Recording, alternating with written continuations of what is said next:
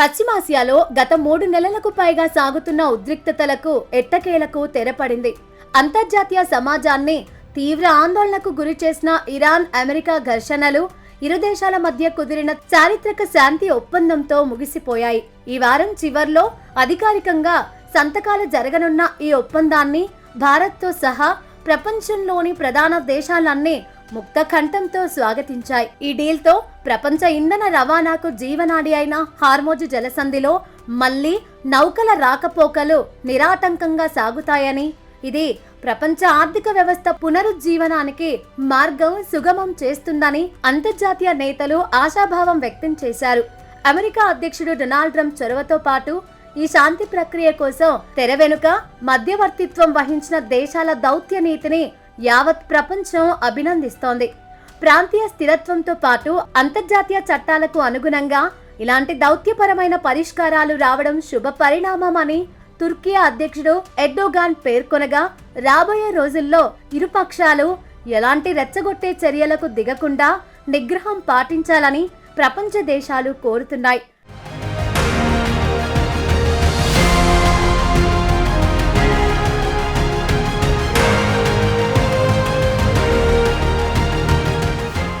ఈ చారిత్రక పరిణామంపై భారత ప్రభుత్వం అత్యంత సానుకూలంగా స్పందిస్తూ తన అధికారిక వైఖరిని ప్రకటించింది.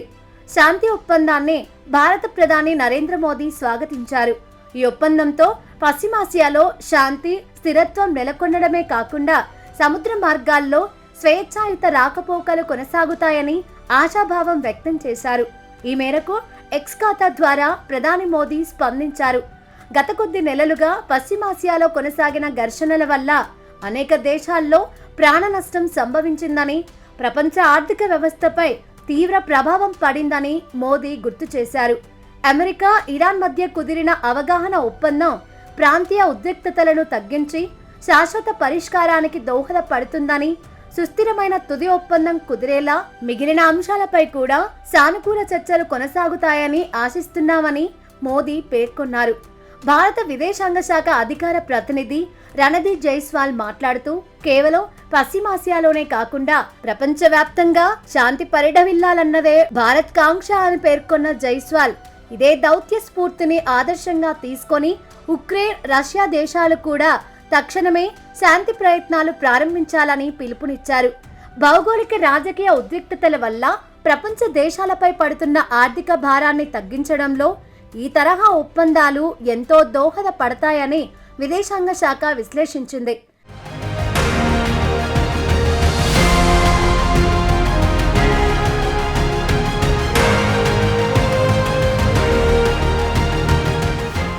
మరోవైపు ఐరోపా దేశాల అధినేతలు కూడా ఈ శాంతి ఒప్పందం అమలుపైనే ప్రస్తుతం పూర్తి దృష్టి సారించారు.